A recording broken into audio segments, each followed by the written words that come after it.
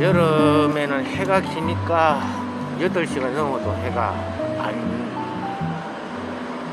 밝죠.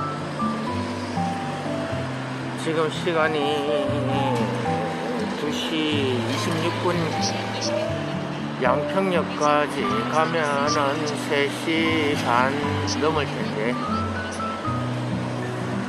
오늘 목적지는 양평역에서 여주역까지 한 5시간 정도 걸릴 것 같은데, 4시에 출발 만약 하게 되면은 여주역까지 해 떨어질랑 말랑 할 때쯤 사람은 도착하겠네요.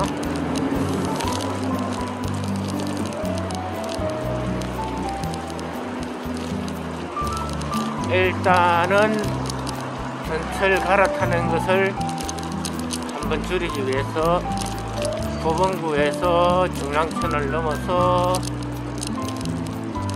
노원역까지 갑니다. 자전거 타고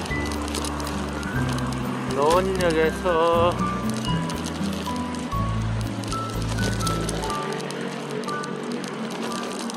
(7호선을) 타고 상동역에서 양평역까지,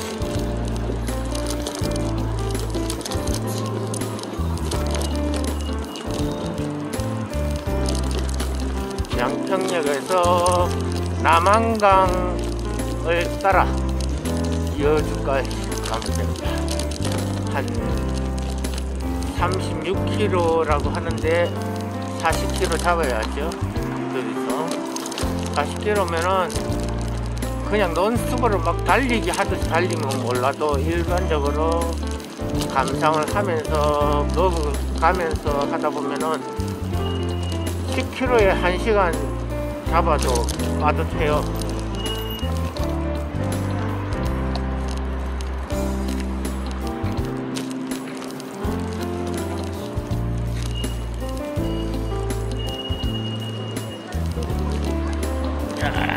딸내기가 넣었냐. 으악!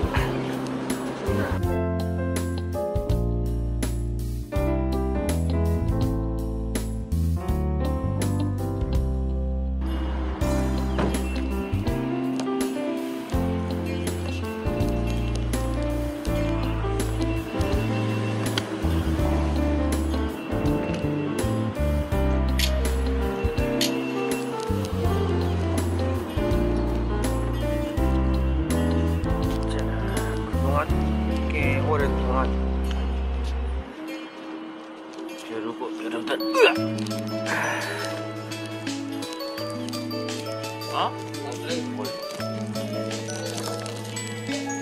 양평에서 여주 코스를 연결해 봅니다.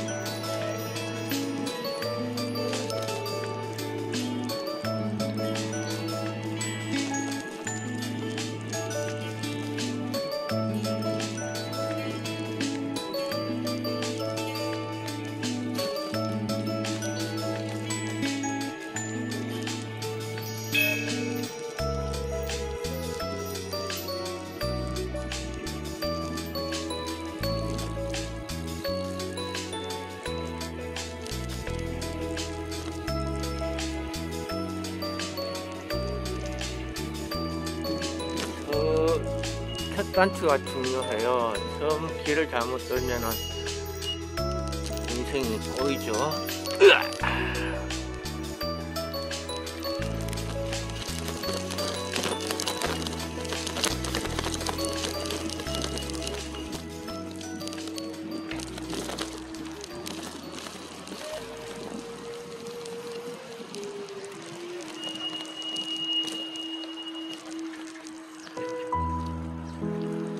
내비가 따로 있는 게 아니니까 현재 내 위치하고 추천되는 자전거 도로를 이렇게 확인을 하면서 가야 돼요.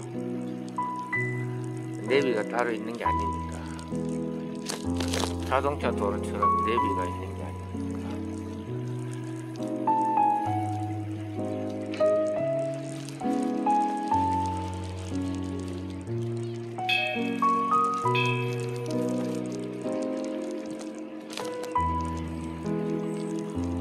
자주 많이 다니던 팔당 양수리까지 하고는 또 느낌이 다르니까 새롭네요, 분위기가.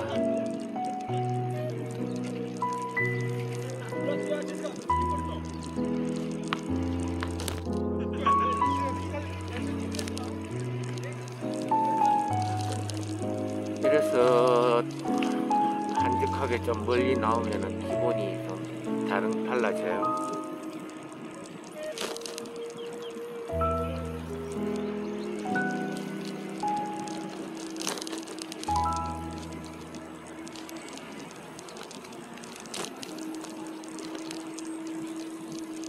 전기 자전거 기능이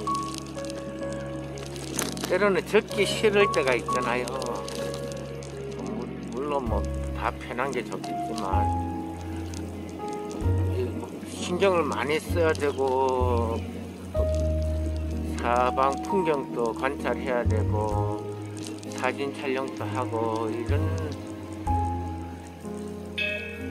조금 멀티 플레이가 필요한 상황에서는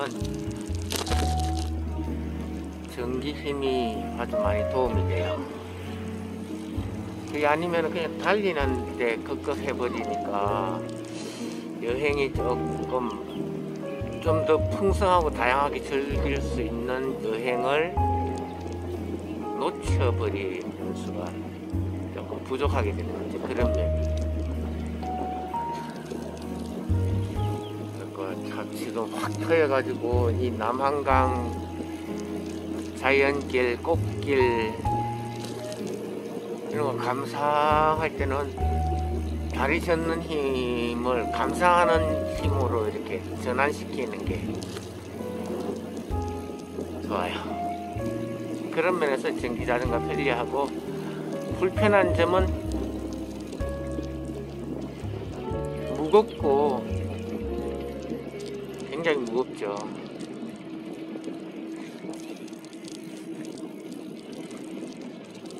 그리고 일반 자전거는 뭐 맨날 며칠 동안 탈 수 있지만 전기자전거는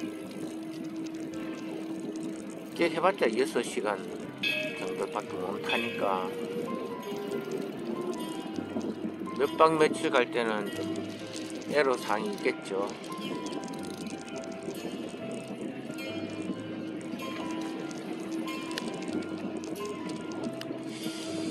그래도 아마 뭐 몇 년 안에는 좀 더 많이 오래 멀리 가는 전기 배터리가 나오지 않을까요? 추가로 세컨드 배터리를 장착을 하면 되니까, 지금 저도 이제 세컨드 배터리 장착이 돼 있는데 그거를 이제 나중에 교체를 해서 멀리 갈 수 있는 걸 교체를 하면 되겠지. 몇 년 후에 빨리 나오면 좋겠지만.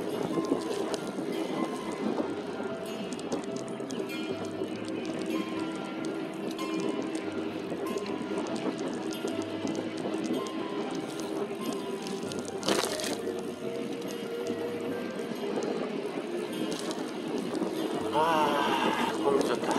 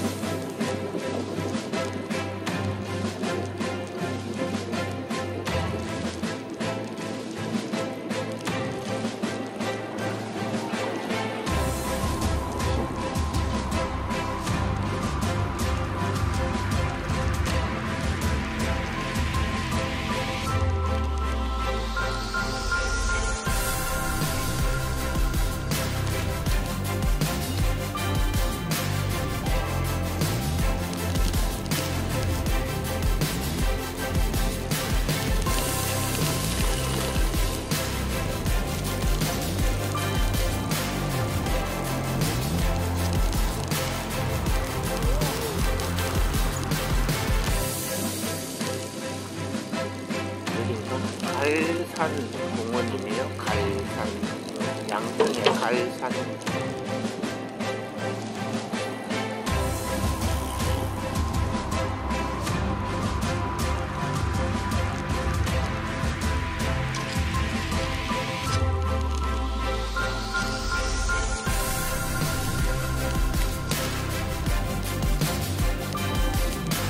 장현 오솔길을 따라서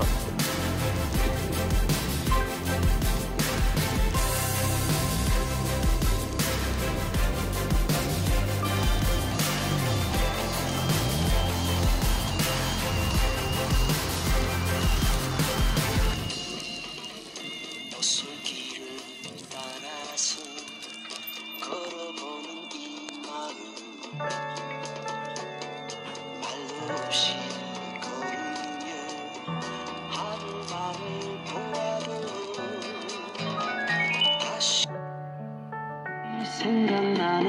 그대여 어쩌면 잊을 수 있나 웃으며 걸어가던 이 길도 쓸쓸히 나 있네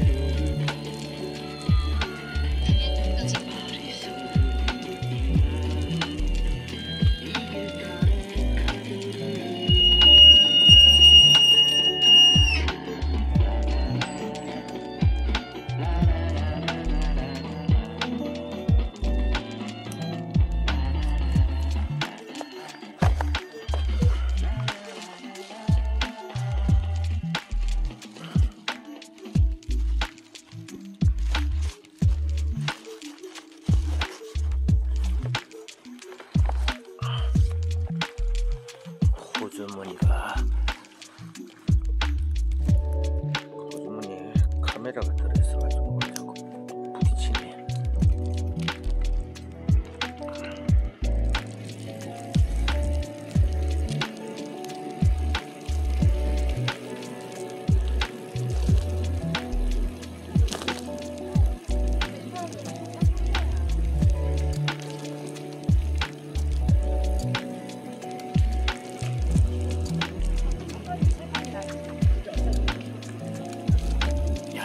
이게 다 벚나무인데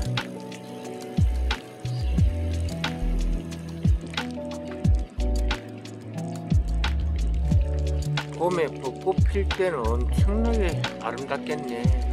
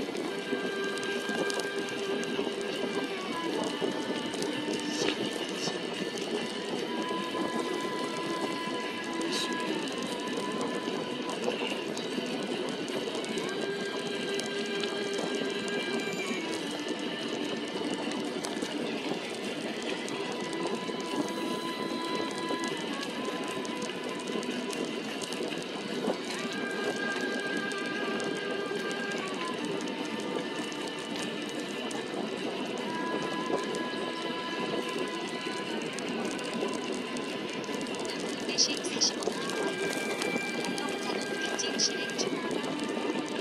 실행하려면 5번 누르세요.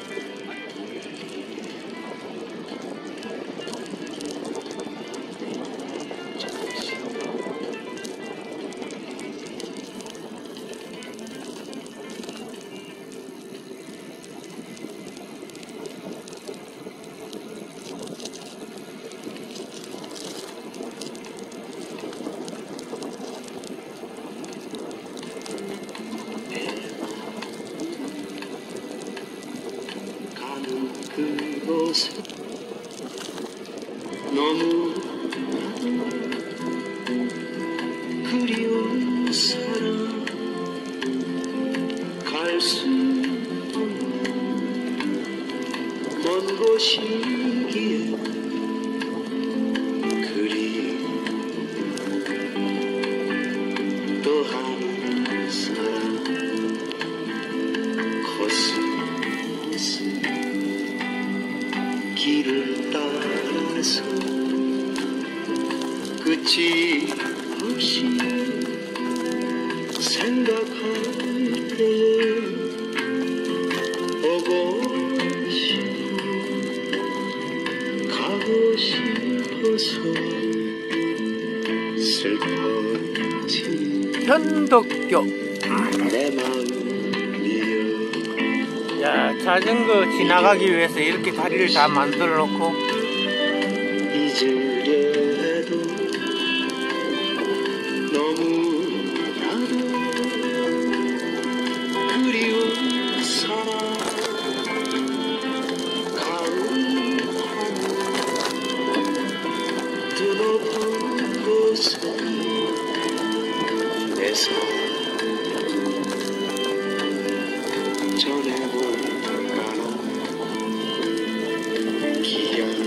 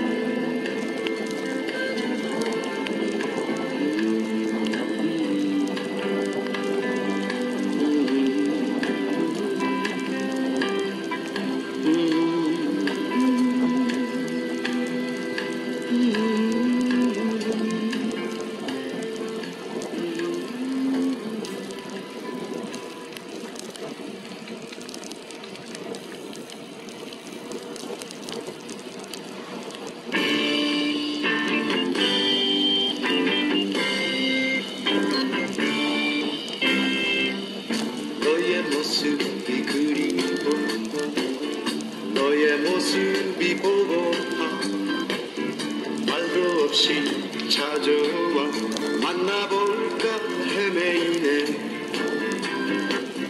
그 어디에 있을까 그 어디에 갔을까 여기저기 보아도 너의 모습 보이지 않네. 너를 사랑하네 하루도 못 잊을 그 사람. 너를 사랑하네 내 품에 돌아와 주어. 너의 모습이 그리워 너의 모습이 보고 말도 없이 찾아와 만나볼까 헤매이네.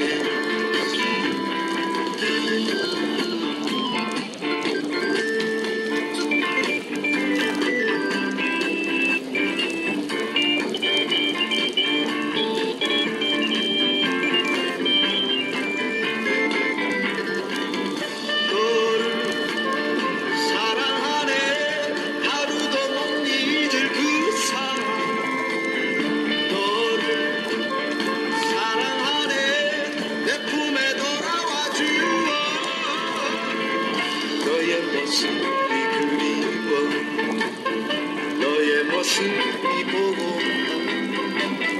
말도 없이 찾아와 만나볼까 헤매네.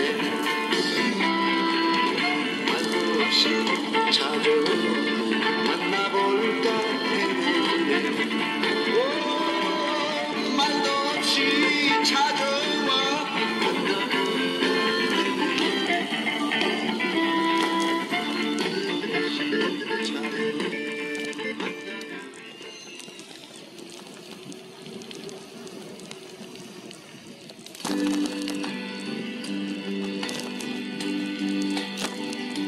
지난날 꽃이 필 때에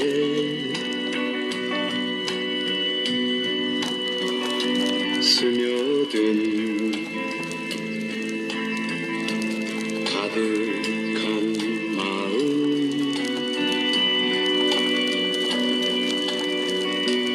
저 멀리 그리던 모습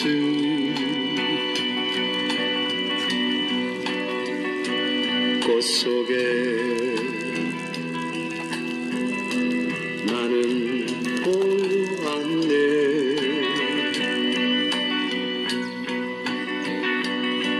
너와 나는 마주칠 때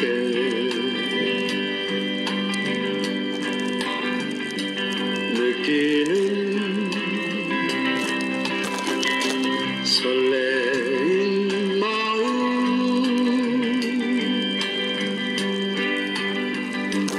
너와 나 손목 잡을 때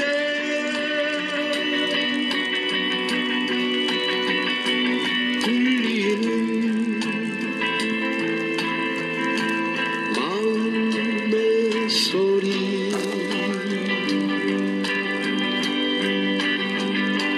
한없이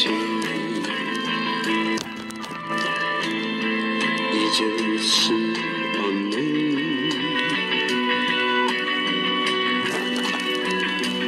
따뜻한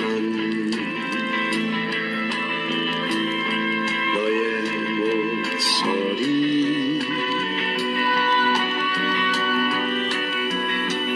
꿈속에 꿈을 꾸듯이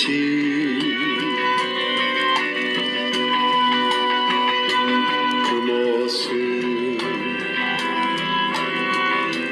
떠나지 않네.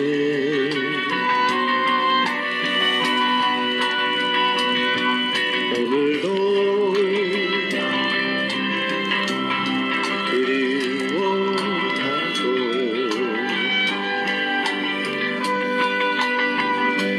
내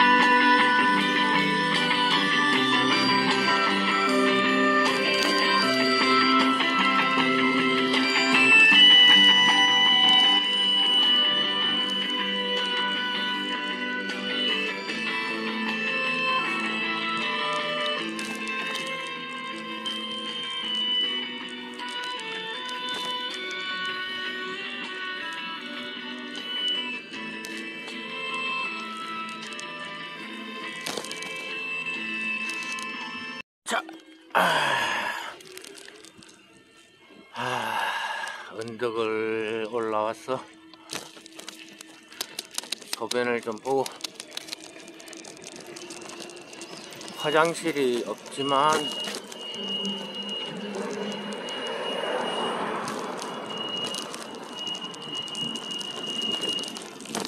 남자는 그냥 서서 바로 해결할 수 있으니까 참 편리한 것 같아요.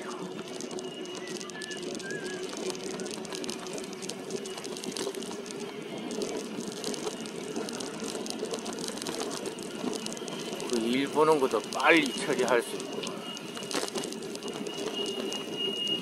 여자 화장실은 개수는 남자 화장실하고 개수가 똑같은데 뭐 벗고 앉고 뭐 시간이 많이 걸리니까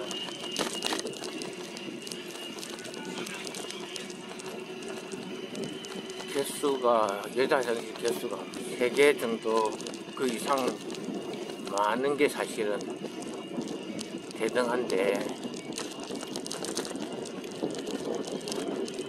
사회에서 그렇게까지는 안 해주죠.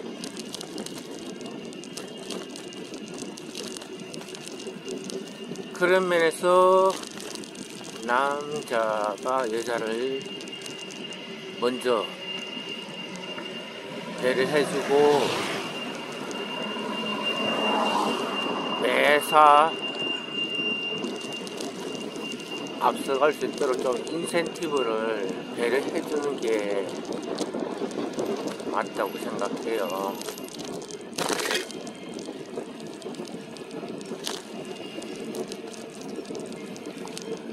근데 반면 이제 현대사회는 남자는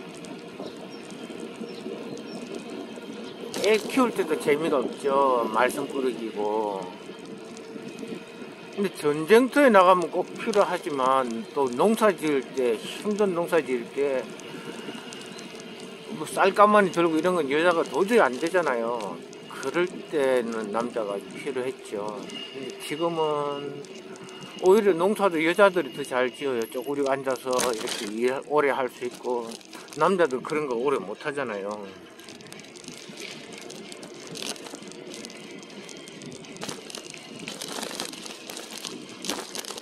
무슨 사업을 해도 여자들은 짭짤하게 돈을 버는데, 남자들은 했다면 실패하고 사기당하고. 요즘은 오히려 남자들의 순환 시대예요. 그래서 오죽하면은 집에 가정에도 딸 하나 놓으면은 동메달이고, 둘 놓으면 은메달이고, 셋 놓으면은 금메달인데, 아들이 있으면은 목메달이라고 하나 사잖아요. 목메달.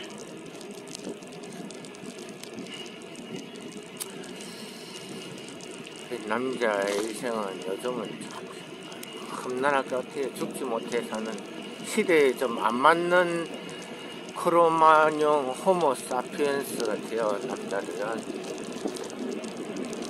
새롭게 진화해야 될 것 같아요. 이제 시대에 적응하기 어려운 존재가 남자들이라서 새로운 인류가 또 진화해야 될 것 같아요.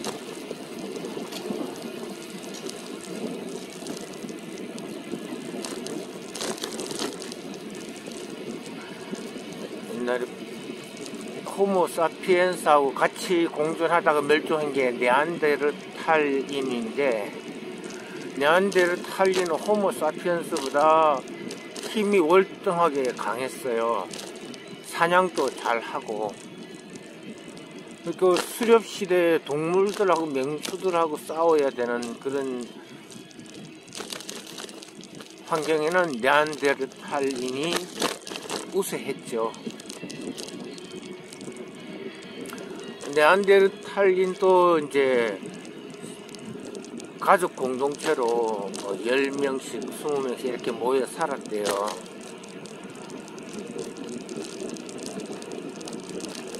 그러다가 숫자가 많아지면 또 이제 분란이 생기니까 또 조금씩 흩어지고 쪼개지고, 이렇게 해서 네안데르탈인이 전 세계로 퍼졌는데,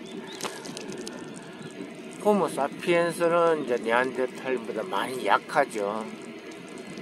근데 모든 게 다 이렇게 뭐가 발달하면 뭐가 약해지고 하는 게 공평한 것 같아요. 인간들은 호모 사피엔스는 이제 힘이 약한 대신에 머리가 좋은 거예요. 두뇌가 발달했고, 그리고 사회생활, 조직생활을 많이 하게 되고 도구를 또 더 잘 개발하게 되고. 그러니까 맞짱 뜨면은 네안데르탈인지 못 이기는데 이제 도구를 이용하고 조직 싸움하고 또 작전을 잘 쓰고 이래가지고 결국은 이제 호모 사피엔스의 천적이었던 네안데르탈린을 결국은 이제 뭐 야간에 기습한다든지 뭐 작전을 짜서 함정에 몰아넣고 뭐 협공한다든지 아니면 호모 사피엔스끼리 이제 멀리 서로 이제 협동 작전으로 협공을 한다든지 이렇게 해서 결국은 네안데르탈린을 멸종을 시켰죠. 근데 그 가운데 이제 네안데르탈린하고 호모 사피엔스하고 둘이서 이제 가끔씩은 이제 서로 섹스를 한 모양인가 봐요. 그래서 유럽인들은 네안데르탈린 유전자가 많대요. 그래서 유럽인들이 크죠, 덩치가.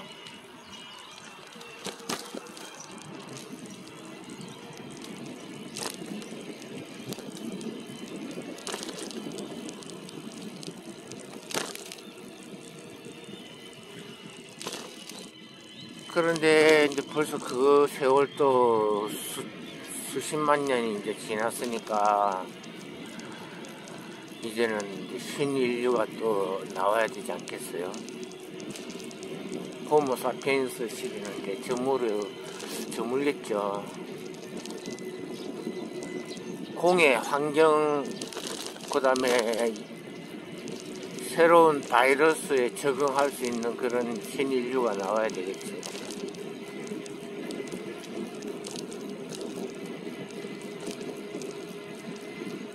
지금 호모 사피엔스 체질 갖고는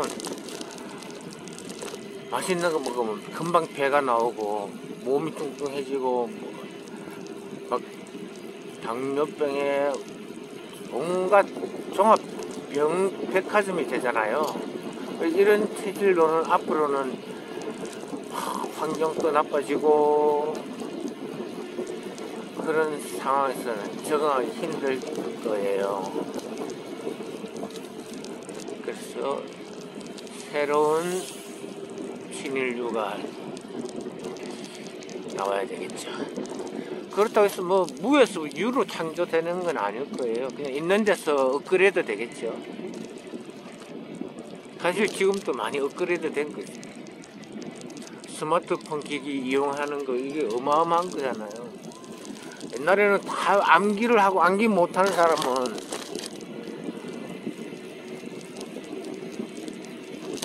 어제 정말 살아가기 힘들었죠. 암기를 얼마나 잘 하느냐, 그게 최고의 무기였죠.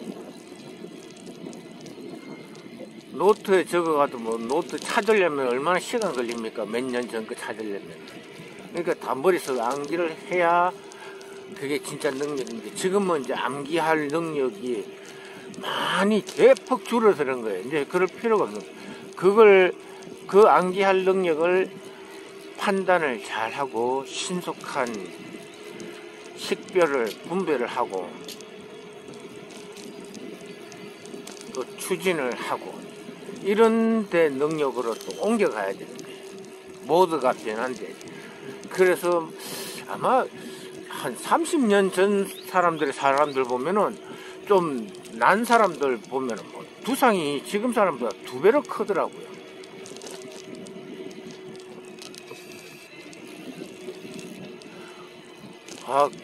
가수들 앨범 자켓만 봐도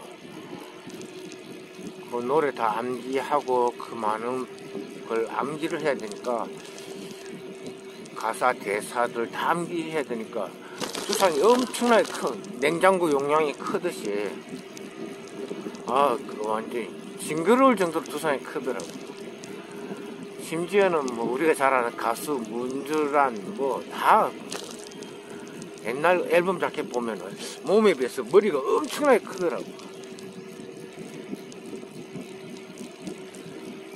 그래서 지금은 이제 그렇게 암기할 필요가 없고 오히려 신속하게 회전이 돌아가면서 빨리 습득하고 빨리 불필요한 건 버리고 분별력, 순발력, 추진력 그런 거 하기 위해서는 이제 근육이 많다고 해서 축구를 잘하는 게 아니잖아요. 오히려 손흥민처럼 날씬해야 되잖아요. 그렇지? 지금은 또 다른 인류의 모습이 필요하게 된다. 신체적인 조건.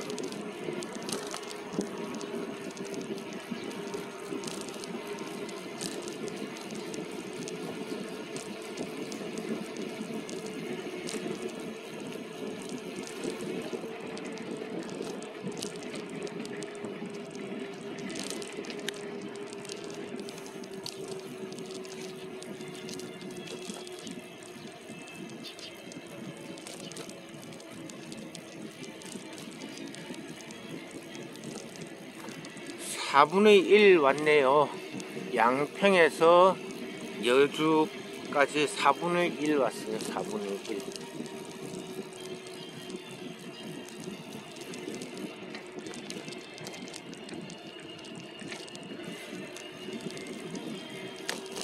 다섯 시 10분. 1시간 한 50분 정도 왔는데 4분의 1 왔으면은 역시 한 4시간 정도 걸리겠네.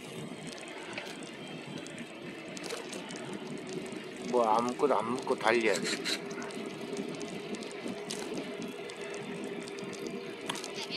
이왕이면 해가 있을 때 라이딩 하는 게 재밌죠.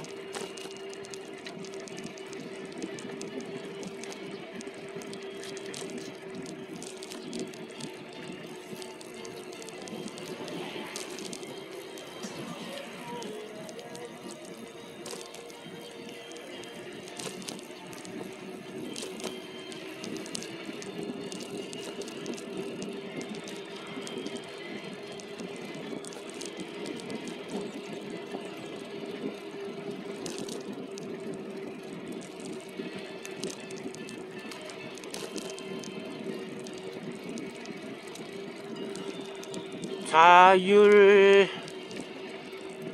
자동차, 이제 스스로 운전하는 자율 자동차보다 드론 택시, 자율 택시보다 드론 택시가 더 상용화 되는 게 빠를 것 같다는 이야기가 있어요. 그러니까 길이 막히니까 뭐 그걸 해소하고 돌파하기 위해서는 자동차도 되었다가 드론도 되었다가 이렇게 할 수 있는, 점령으로 될 수 있는. 동물들도 그런 동물이 있죠. 땅으로 기어다니다가 날아다니기도 하는 그런 동물. 곤충들도 그런 곤충이 있고.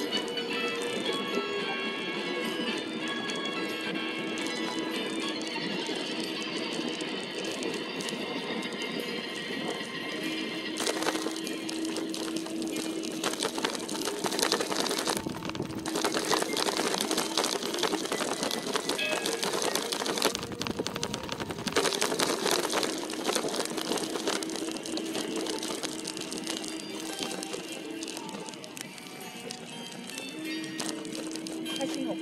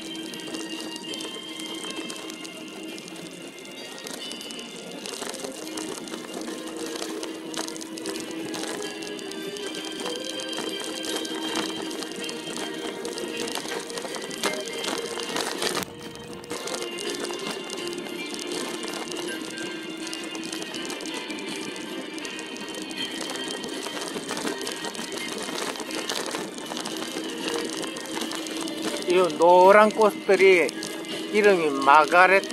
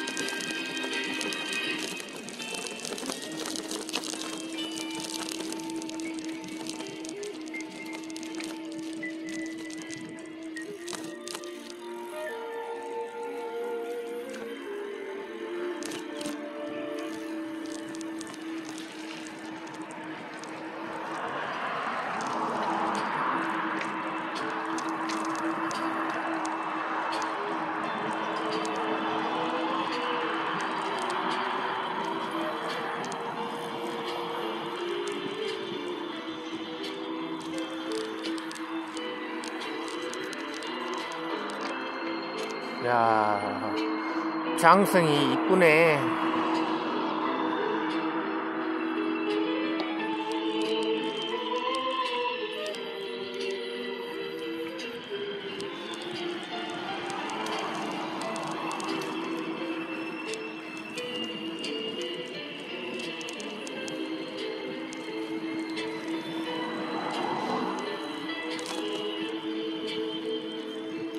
이포보.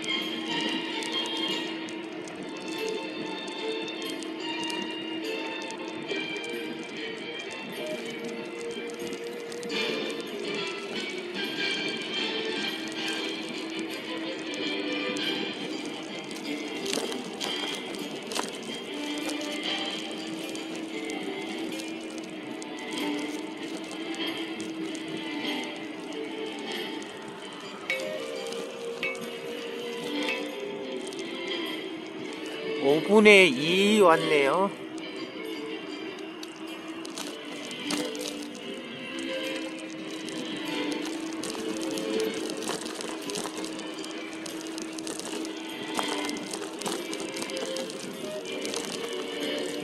담랑리 섬이라고 하는 이곳의 휴양지인가 봐요.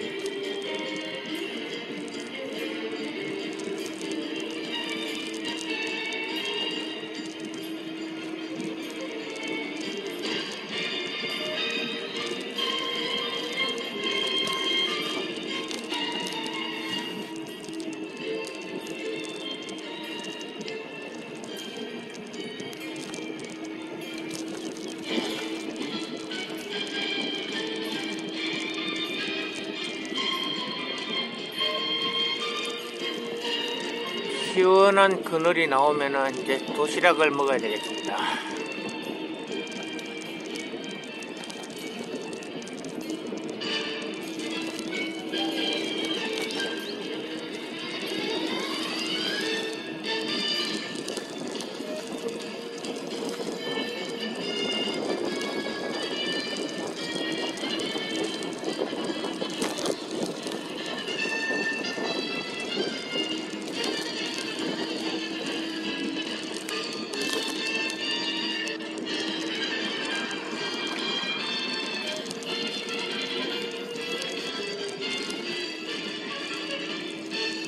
이포보 오토 캠핑장.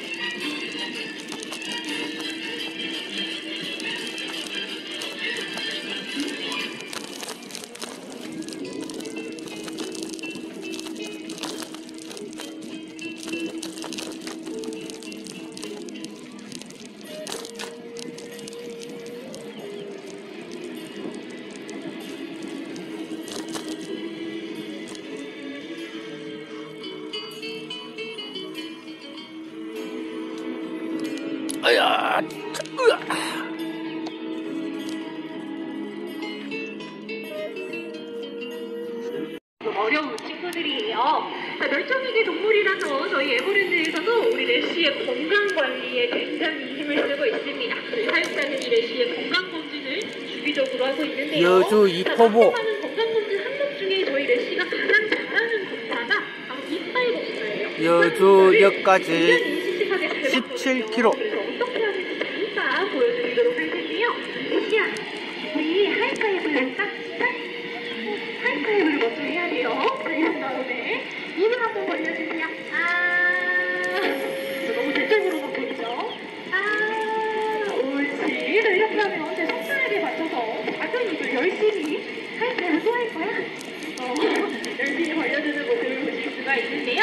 다른 동물들도 마찬가지지만 동물들이 이빨이 아프면 먹이를 못 먹기 때문에 굉장히 빨리 약해지기가 쉽습니다. 그래서 이빨 검사를 하는 거고요.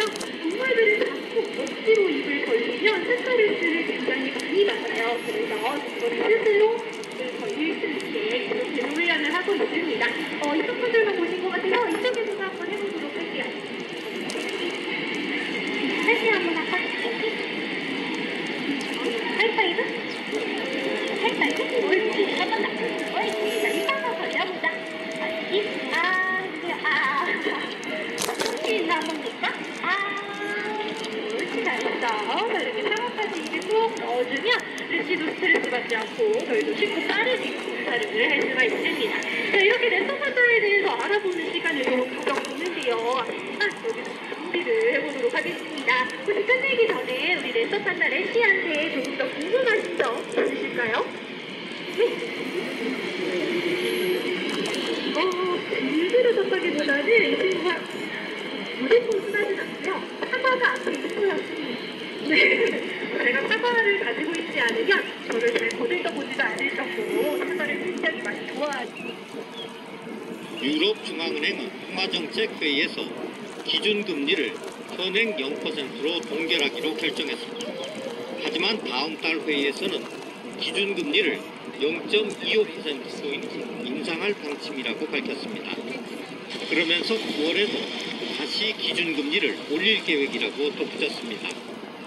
If the medium-term inflation outlook persists or deteriorates, a larger increment will be appropriate at our September meeting. 유럽중앙은행이 기준금리를 올리는 건 11년 만입니다.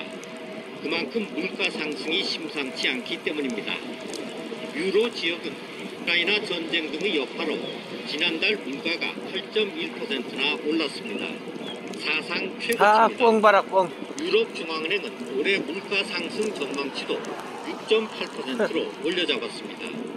In May, 지금은 inflation again rose significantly. 지금은 꽁을 봐도 예쁘다. 짝을 만나서 알 놓고 또 번성하고 하길 바란다 이런 마음이지만 우리 어렸을 때만 해도 꽁 보면은 저거 사냥감으로 생각했죠.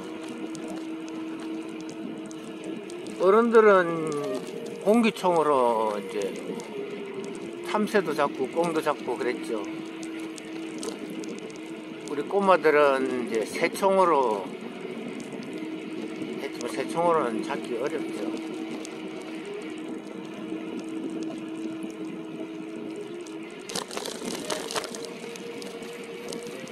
지금은 이제 먹을 게 손만 뻗으면 있으니까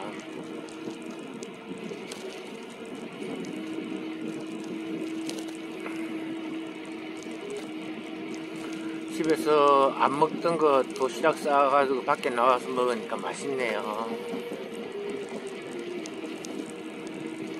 이제 여주까지 한 2시간 정도 가면 되는데 배가 부르니까 자전거 젓기가 싫어져요. 소화시키는데 피가 몰리니까 이럴 때는 또 전기 힘으로 쭉 가면 참 좋네요. 세상이 참 편리해졌어요.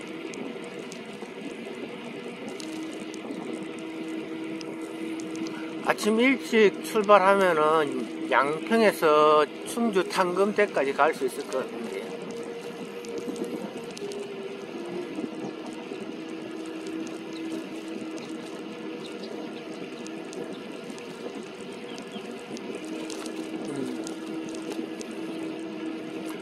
햇빛이 쨍쨍 내리쬐지 않아서 참 좋네요.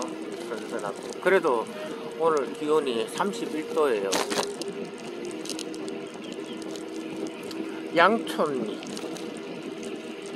양촌이란 지명은 참 많은 것 같아.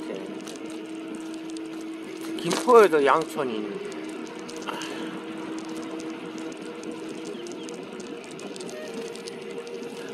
양촌이 이제 너른 양지 바른 평지라는 뜻이겠죠. 평지 마을이에요. 농사 짓는 쌀이 많이 나는 곳 이런 뜻일 거예요.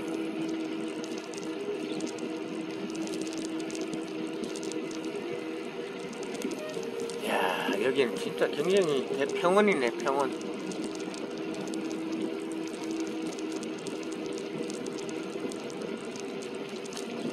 이런 데가 농사가 잘 지고 기름지고,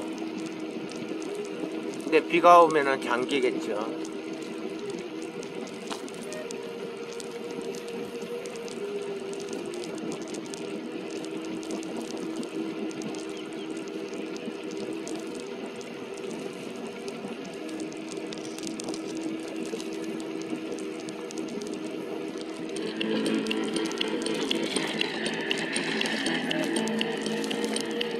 인사는 제가 늘 얘기하다시피 실력과 공정에 대한 의지를 기준으로 인사를 할 겁니다.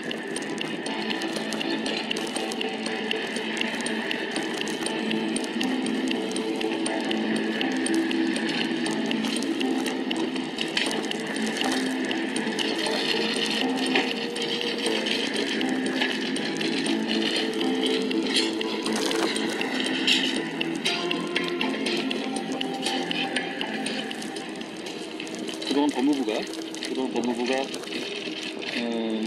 우리 검찰 이슈에 매몰되는 경향이 없지 않아 있었고, 그것 때문에 중요한 이슈들을 제 후순위로 밀어준 경우가 많이 있었죠. 지금 교정 문제도 그렇고, 성년들 범죄 예방 문제도 그렇고, 국제 업무 문제도 그렇고, 출입국가 이민 문제도 그렇습니다. 특히 교정 문제는 우선순위로 해결해야 될 부분이라고 저는 생각하고요. 그런 차원에서 제일 먼저 이것을 방문으로 정하게 됐습니다. 말씀하신 교정 업무 개선에 대해서 구체적인 계획이 있으신가요? 여러 가지 의견을 듣는 것인데, 그런 차원에서 제가 현장에서 근무하는 법무부의 경영 공직자들에게 의견을 많이 듣기 위해서 온 것이고요. 이 교정 시설이라든가 이런 문제는 예산이라든가 여러 형식적인 제약은 있습니다. 다만 현실에서 저나 우리 현장의 교정 공직자들이 함께 할 수 있는 부분을 같이 찾아보겠다는 생각입니다. 아울러 말씀드리면 최근에 교정시설 내에서 일부 수용자들이 현장의 교정 공직자들이나 동료 재소자들을 폭행하거나 사적으로 위해를 당하는 사례가 최근에 많이 늘어나고 있거든요. 다른 나라가 그런 사례가 많지 않습니다. 근데 우리나라는 그동안에 그래 오진 않았습니다. 그런 점은 용납되어서는 안 되는 거고요. 그것 역시 이 교정 공무원들의 어떤 처우 개선과 돼야 돼요. 수용시설을 질서 잡는 것도 필요하다고 생각합니다. 그리고 교정공직자들의 처우 개선은 공직자들을 위한 것이라기보다 수용자들의 인권을 효율적으로 보장하고, 그리고 정교한 교정 업무를 수행한다는 국민의 이익을 위한 겁니다. 저도 그렇고 저희 동료 교정공직자들도 그 점을 잘 이해하고 있습니다. 검찰 인사를 듣겠습니다. 일단 검찰 인사에서 현양 인사라는 말씀을 있었는데, 이런 의견 목소리 반영할 계획이신지. 인사는 제가 늘 얘기하다시피 실력과 공정에 대한 의지를 기준으로 인사를 할 겁니다. 그리고 거기에 형사의 전문가, 그 공안의 전문가 이런 분들은 당연히 그 분야에서 필요한 부분을 가게 될 것이고, 어떤 전문 분야의 특정 전문 분야가 다른 전문 분야의 영역까지도 다 독식하고 이런 일은 없을 겁니다. 상당히 교비 기간이 생각보다 길어지고 있는데, 추천의 구성은 어떻게 하실까요? 상당히 중요한 자리고, 그리고 그 자리를 위해서 절차에 맞춰서 일을 진행하고 있는 상황이라고 말씀드리겠습니다. 과거 전례를 봐도 이 총장 공백기에 있어서부터 추천위가 꾸려지기까지는 상당한 기간이 있었던 것이 보통입니다. 과거를 한번 찾아보시면 그렇게 아실 수 있을 것 같아요. 조직 개편 하시고 계신데 대통령령으로 혹시 입법 취지를 뒤집는다는 지적이 좀 있어요. 여기 어떻게 생각하시는지? 저는 그렇게 생각하지 않습니다. 입법 취지라는 것이요. 검찰은 검찰의 일을 제대로 하게 하는 것이 저는 입법 취지라고 생각합니다. 그것을 지원하기 위한 대통령령이나 업무병을 이 행정부의 규정을 만드는 것은 법무부 장관의 임무입니다. 어제 유시민 1심 판결 있었습니다. 하시는 말씀이 있었는데 거기에 대한 입장이 있으신가요? 뭐라고? 장관님께서 좀 바라는 의견을 했었는데 제가 장관 입장에서 바로 드릴 말씀은 없고요. 그분의 범죄에 대해서는 어제 유죄 판결이 난 걸로 알고 있습니다.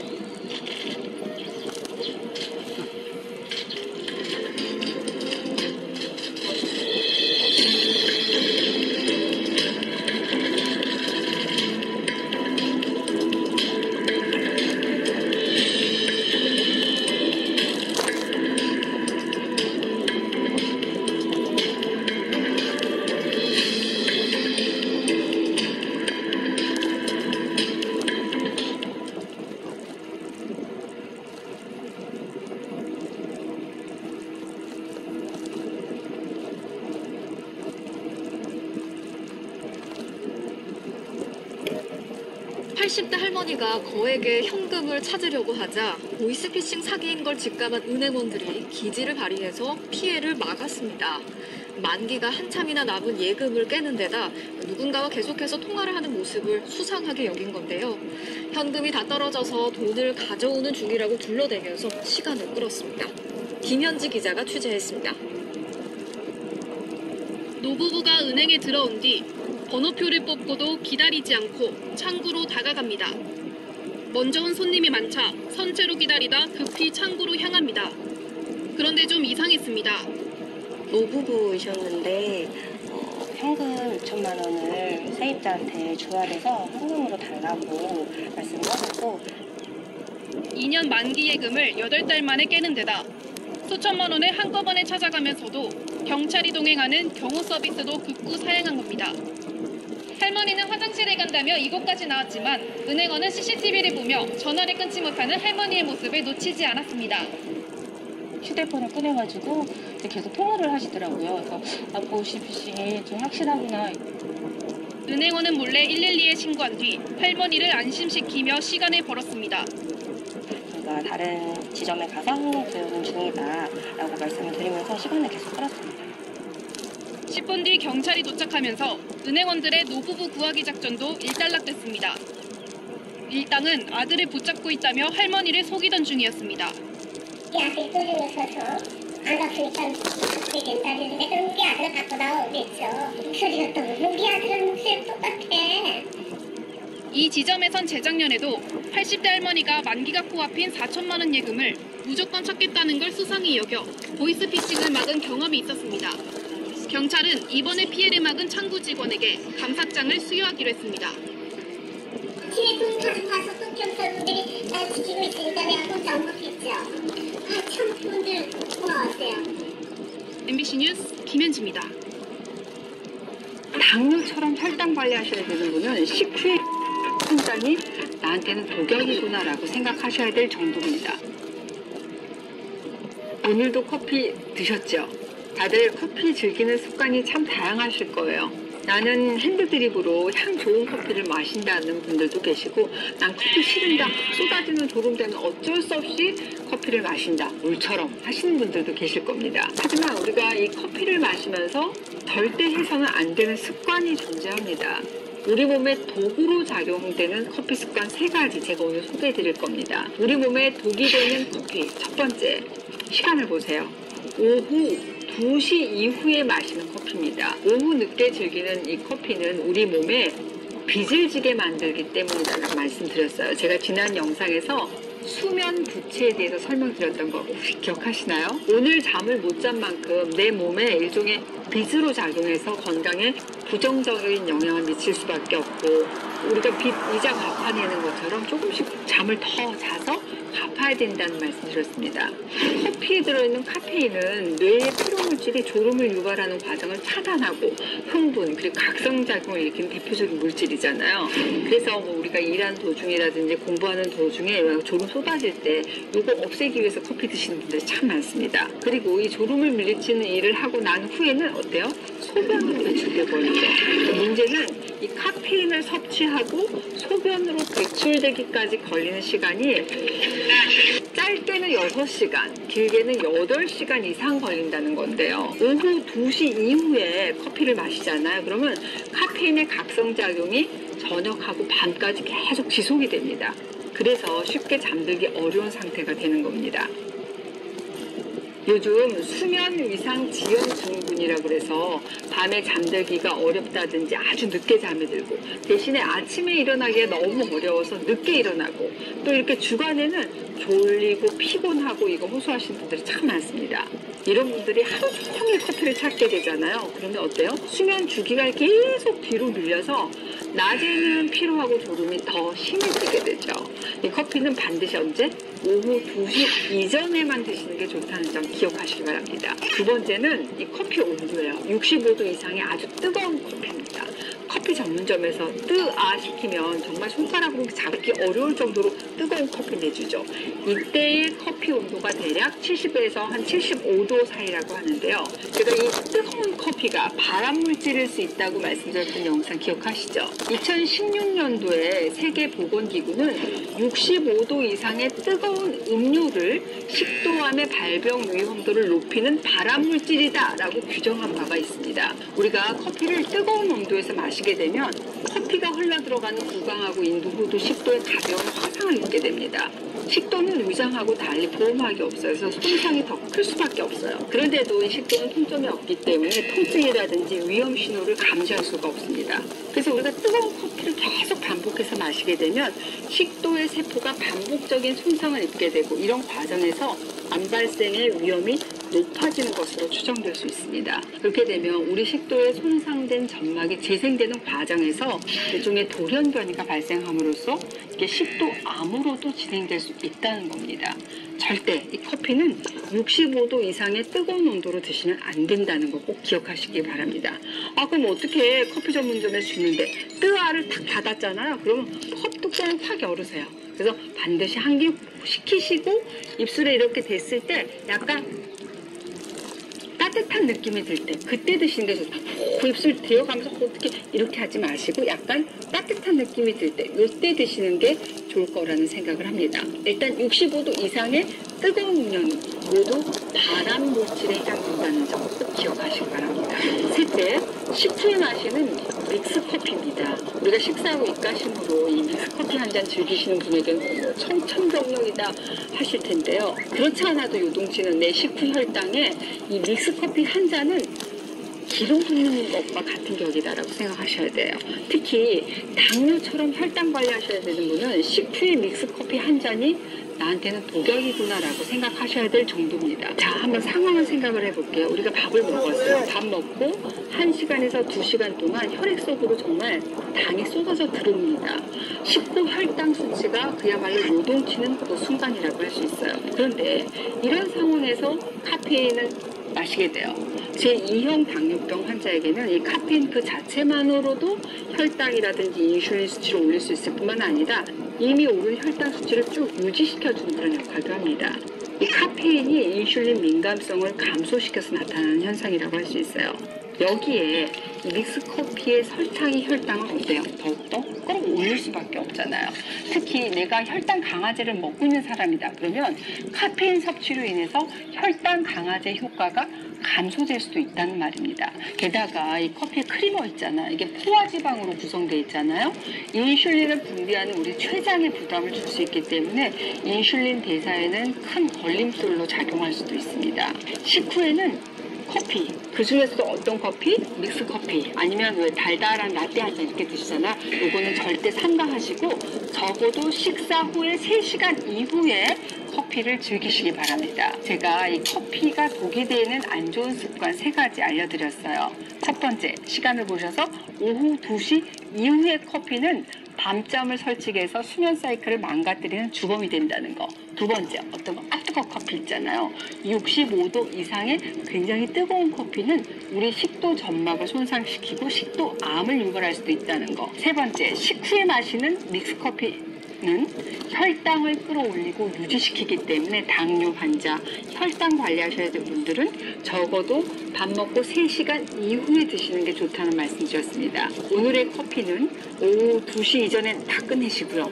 또 밥 먹고 나서는 커피 믹스 대신에 소화도 도울 겸 좀 가볍게 산책하시는 거 어떨까요? 구독자 여러분들과 제가 너무나 사랑하는 이 커피가 우리에게 독이 아닌 생활의 소소한 행복으로 남기를 바라는 마음에서 이 영상 준비했으니까 댓글로 알았어요, 실천해볼게요 한번 남겨주시겠어요?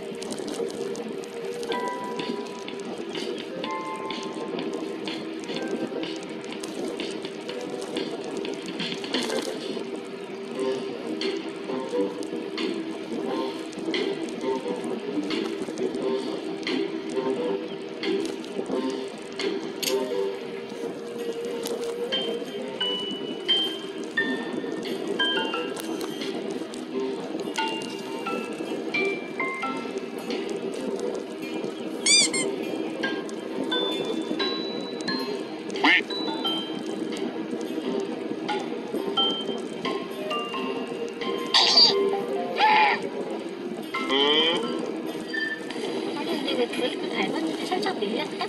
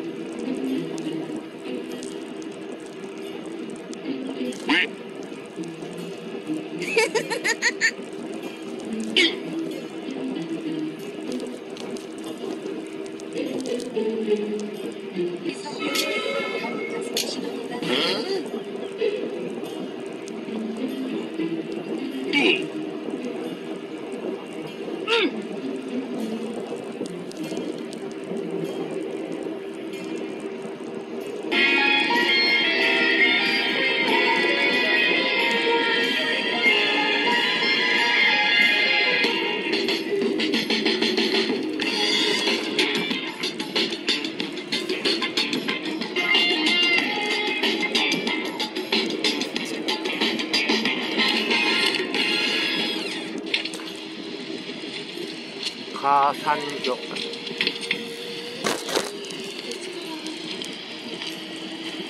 제가 자전거를 원래 못 탔었거든요. 몰디브 여기 투투섬을 돌아다니려면 자전거가 꼭 필요해요. 걸어다녀도 좋은 크기인데 자전거가 있으면 편해서 또 주인장 아들이 빌려줬어요. 한 번도 안 넘어지고 여기서 터득했어요. 여기 경사가 없어서 타기가 좋아. 그쵸? 그럼 출발해볼게요. 아직 조금 어설픈 감은 있어요. 오른발 자전거 이렇게 출발해야 돼요. 이렇게.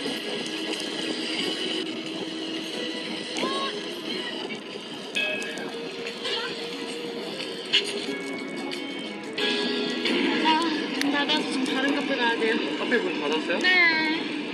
제가 좋아하는 카페인데 그 인스타에 제가 올렸던 거 있잖아요. 저거 여기서 찍었거든요. 호주에서 가장 핫한 헬스장입니다. 네, 한강공원에 있는 기구들이 다 있어요. 시원한 몸매를 원하십니까? 약간 어설퍼요. 뒤로 가는 거 맞아요? 아니 앞으로 돌려도 이상하죠? 좀 뭔가 헬스장 여기 친절하게 QR코드도 있어가지고. 나 찍으려고? 너 이거 찍어? 아, 오. 여주교. 어디가 운동이래요? 제가 여기를 돌아다니면서 여기에 사람이 있던 적을 한 번도 본 적이 없어요. 호텔에 놀이기구 같아요. 우와.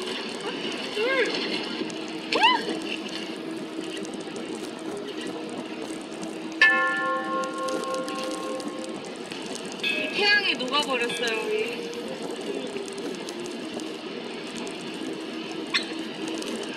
뭐라는 건지 모르겠어요. 아, 너무 더운데 여기 막 습하게 더운 게 아니라고 기분이 좋아요. 아이고. 방금 제가 실수로 카메라를 떠났었어요. 카메라. 길 너무 예쁘다. 갑자기 길이 너무 예뻐 보이네. 저희가 오늘 온 곳은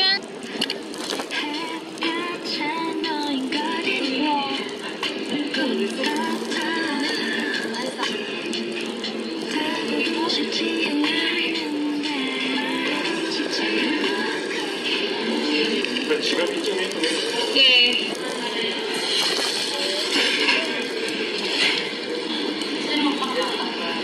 저거 사 먹을까? 당이 떨어져서 그래. 되게 맛있어.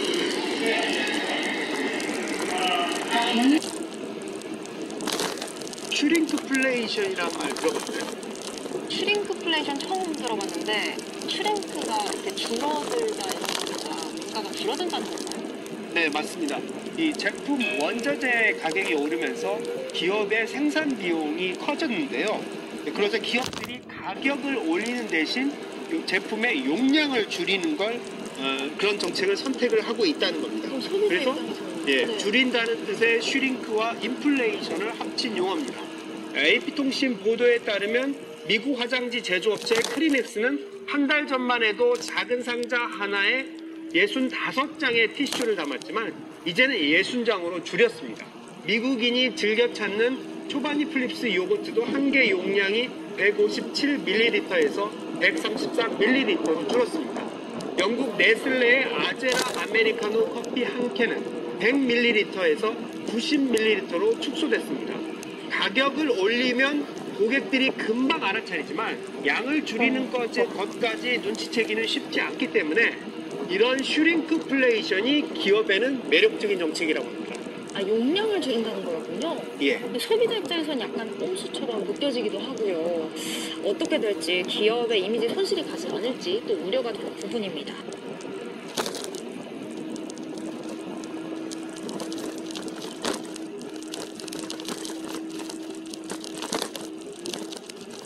오빠 한번 볼까? 궁금해서 물어봐. 옷방 벗어? 바로 그게 옷방이야. 우와. 나의 어떤 트렌드 시작되는 과장지? 예쁜 옷이 많은데? 내 말이 그 말을 하니까 너 오늘 놀랜다니까. 전 세계에 퍼져 있는 화교들은 보통 스스로를 화교 또는 화인으로 지칭합니다. 그러면 우리 주변에 있는 중국인 사업가들, 유학생들도 자기들을 화교라고 부를까요? 아니죠. 이 사람들은 자기들을 그냥 중국인이라고 지칭하고 또 그렇게 생각해요. 보통 이 사람들은 1970년대 중화인민공화국이 개혁 개방을 실시한 후 해외로 나온 사람들로 중화인민공화국이라는 근대 국가에 대한 소속감과 애국감을 가지고 있고 자신들의 존재 자체도 그런 근대적인 틀 안에서 바라보거든요. 이런 근대적인 개념의 중국인과는 달리 화교들은 보통 중화인민공화국이라는 근대 국가가 없던 시절에 해외로 나온 사람들의 후손입니다. 중국 공산당의 개혁 개방보다 훨씬 이전 수백 년 전부터 꾸준히 해외로 퍼져나갔고 이후로도 지금까지 중화의 정체성을 유지하며 살고 있는 사람들이에요.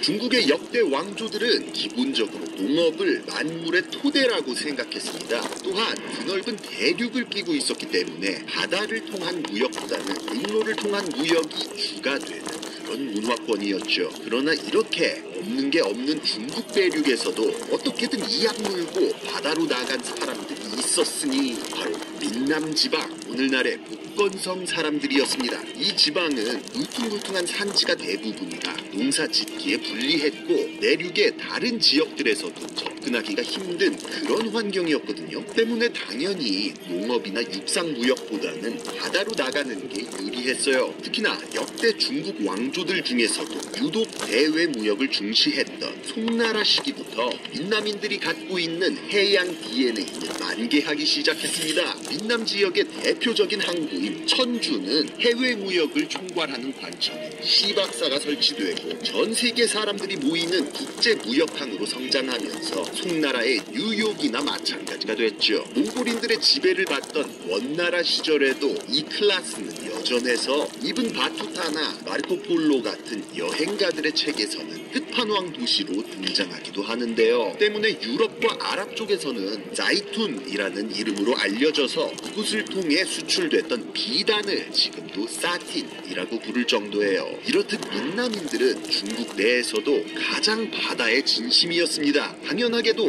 해외로 나간 화인들 중에서도 누구보다 긴 역사를 가지고 있고 지금까지도 화교 사회의 다수를 차지하는 대표주자라고 할 수 있죠.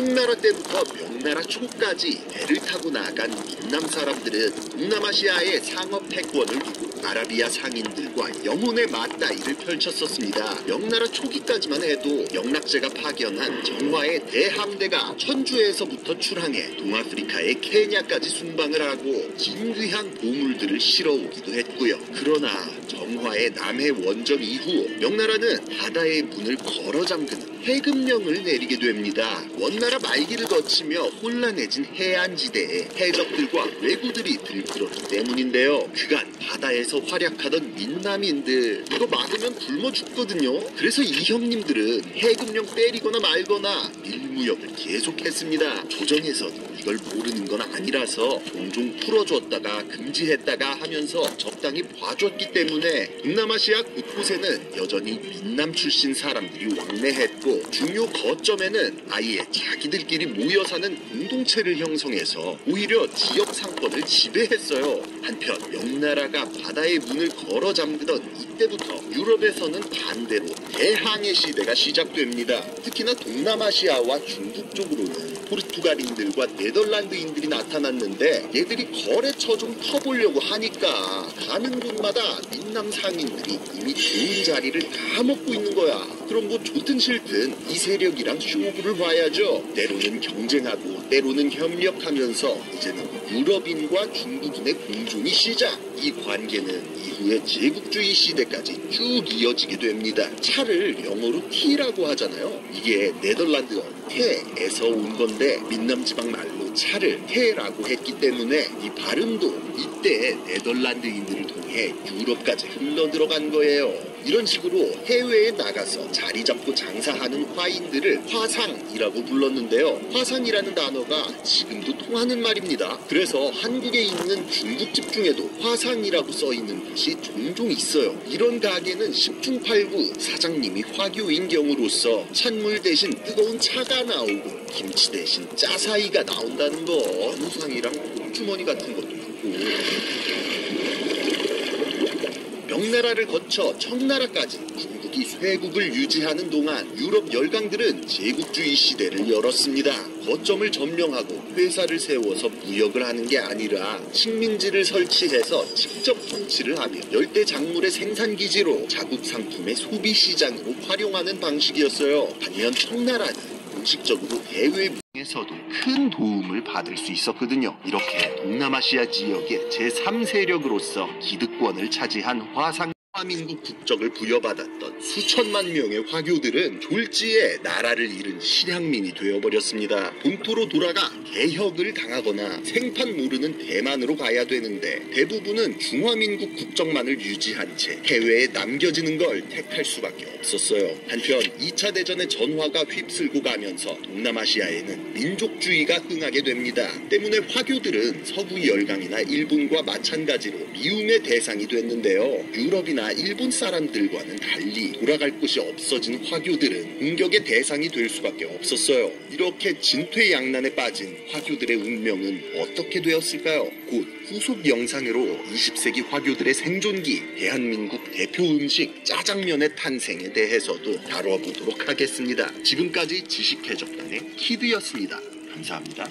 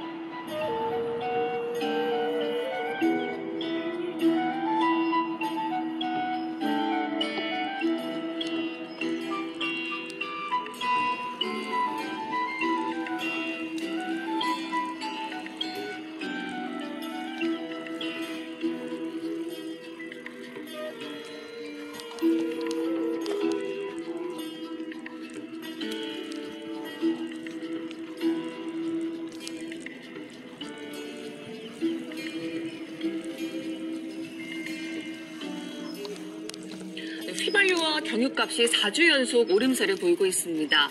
유류세가 인하됐는데 왜 가격은 오를까 궁금한 분들 많으시죠? 국제유가가 워낙 오른 탓도 있고 복합적인 이유가 있는데 홍하경 기자가 설명해드립니다. 기름값이 내려갈 기미가 보이지 않습니다. 주유소를 지날 때마다 가격판 숫자는 올라가 있습니다. 오늘 기름값 보실까요?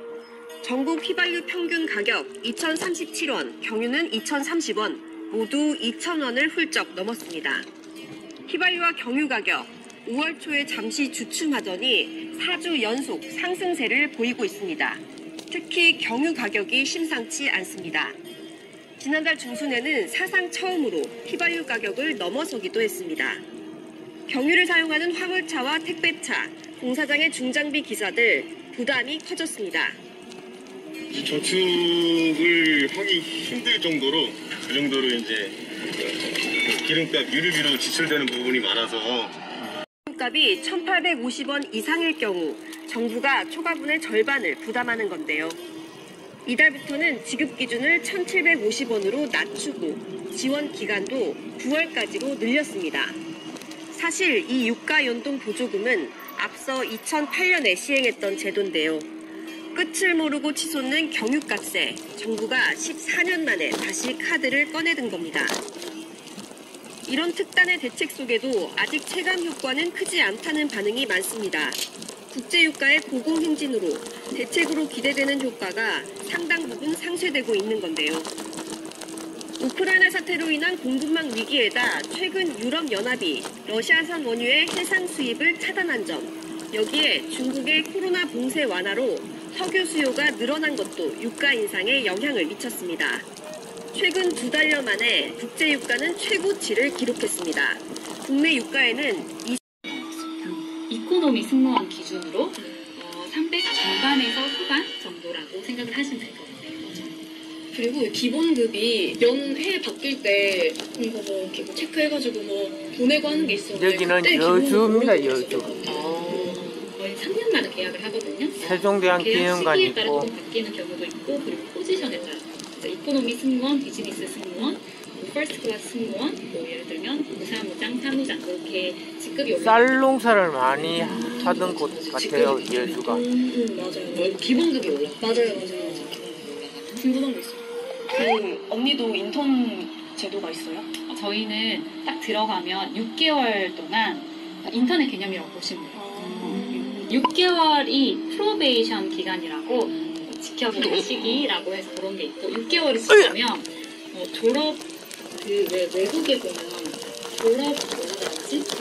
그 강단에 올라가서 수여식 수여식을 해요. 그래서 이때 이제 두바이에 전 세계 엄마 아빠들 다 와요. 그 6개월이 지났을 때 진정한 승무원이 되었다 이렇게 해서 여기에 진짜 정말 자랑스러운 순간인데 여기 큰 스크린에 간단해 은영 R 이러면서 한국 국기가 딱 나와요. 그럼 저가 올라가서 이렇게 링킹이네. 그다음에 이렇게 다 국기가 떠요. 그때 오셨는데 못 봤어요.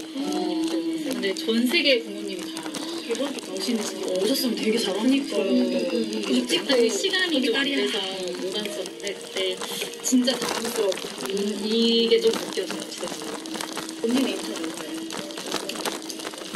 아 저요? 웬일이냐? 저희 원래 2년이었는데 작년부터인가 1년으로 바뀌어가지고 정말 많은 분들이 억울해하고 있습니다.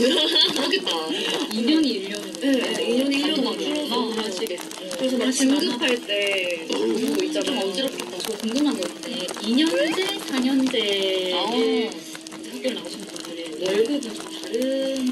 그렇죠. 제가 어쨌든 2년제 케이스니까 처음에 기본급 저 때는 138만 원 정도였어요. 아까 제가 말씀드렸었던 4년제 기본급이 170 후반에서 180대였잖아요. 근데 130대였어요. 그러면 40만 원 정도. 근데 그때는 그때 저랑 그때 4년제를 한 30만 원 정도 차이가 났었던 것 같거든요. 제 기억에는 한 30만 원 정도 차이가 났었는데 아마 지금도 30만 원 정도 차이가 날 것 같아요. 그러면은 150대 정도. 140에서 150대 정도? 그 차이는 기본급이 다른 거예요. 그렇죠. 기본급만. 비행수당이랑 다른 건 전혀. 근데 중요한 건 뭐냐면 아까 말씀드렸던 그 상여. 저희 상여가 기본급이만큼 들어오는 게 기본급 퍼센트 따져가지고 들어오는 게 150 더하기 150, 300이잖아요. 근데 여기는 180 더하기 180. 그쵸. 그래서 좀 차이가 많이 나요. 얼마나 하겠다고. 그렇죠. 연봉으로 치면 차이가 조금 많이 나는 것 같아요. 저희는 그거 있었던 것 같아요. 남자 승무원이 여자 승무원보다 한 10만 원 정도 더 많이 받았어요. 왠지는 모르겠는데. 군대 갔다 그런가? 그런가? 뭔가 제 기억 속으로는 그런 얘기를 한번 했었던 것 같아요. 근데 이제 한국의 다른 회사들도 약간 이런 그렇죠. 아 진짜요? 적용이 되는 회사들이 많잖아요. 그런 개념. 네. 비슷한 개념. 저희는 그런 게 없어요. 학력이 다르기는 다 다르거든요. 근데 다 똑같아요. 기본급이라든지 이런 거. 그리고 이걸로 한 번 더 말씀드릴게 평생 가는 건 아니고요. 인턴 지나고 나서 정직원을 2년 정도 했을 때는 똑같아져요. 그래서 2년이 지나고 나면 4년제든 5년제든 월급 기본급이 똑같아서. 그래서 정말 중요한 부분이 본 부분을 조금 정리를 정확하게 해보았습니다. 월급만큼 중요한 게 뭐예요? 복지 아니겠어요? 그래서 복지 그렇게 중요하죠. 사실 월급보다 많은 분들이 복지를 보고 항공사 승무원을 꿈꾸시는 것 같아요. 맞아, 진짜 그렇게 생각해요. 그래서 이 중요한 부분을 또 우리가 하지 않을 수 없으니까 저희가 다음은 복지편으로 들어오도록 하겠습니다. 우리 무슨 마무리가 엉망이야. 다 달라. 안녕. 복지편에서 만나요.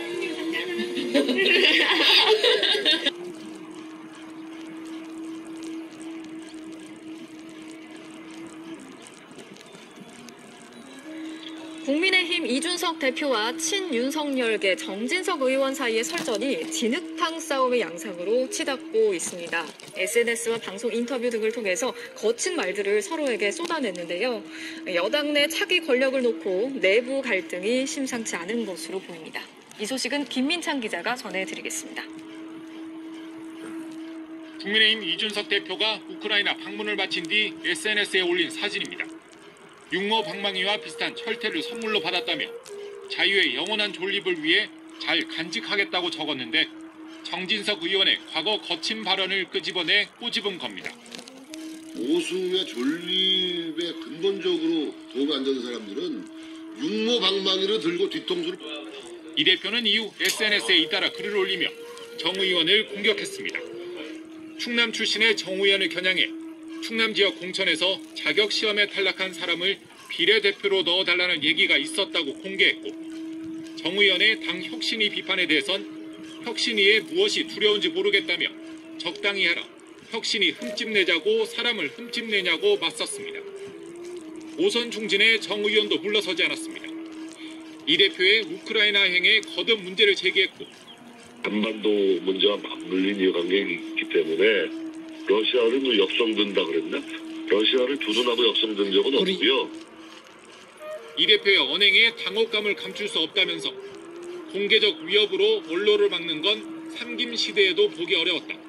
정치 선배의 우려를 개소리로 치부하는 만용은 어디에서 나오는 거냐고 몰아붙였습니다. 여기에 이 대표는 내로남불의 적반하장이라고 응수했고 폴란드 현지에서 방송 인터뷰를 통해 공방을 이어갔습니다.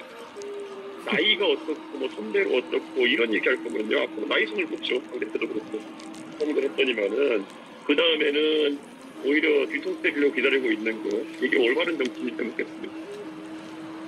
감정 싸움에 폭로전으로까지 번진 이 대표와 정 의원의 설전을 놓고 대선 때부터 쌓여온 이 대표와 윤핵관 사이의 갈등이 다시 불거지는 것 아니냐는 우려도 나오고 있습니다. MBC 뉴스 김민찬입니다. 지난 10일 파라과이전은 모두가 질 거라고 예상했던 경기였습니다. 하지만 손흥민 선수는 끝까지 포기하지 않고 끝내 동점골을 터뜨렸습니다.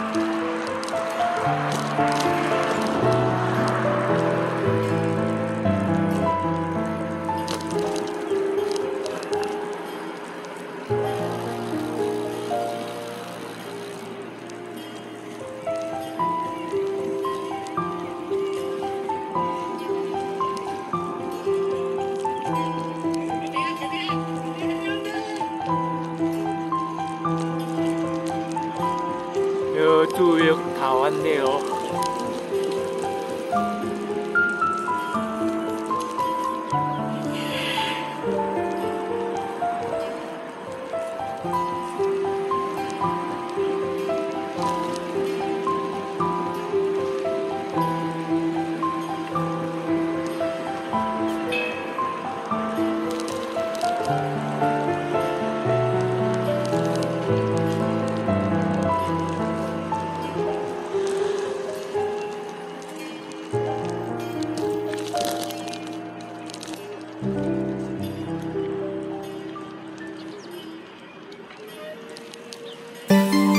Pain would make the elephants violent, and they will attack everything that comes.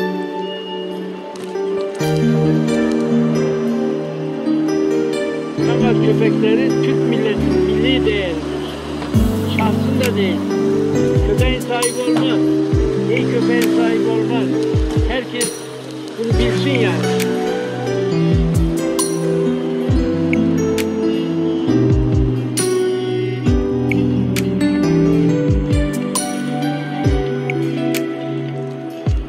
어이야.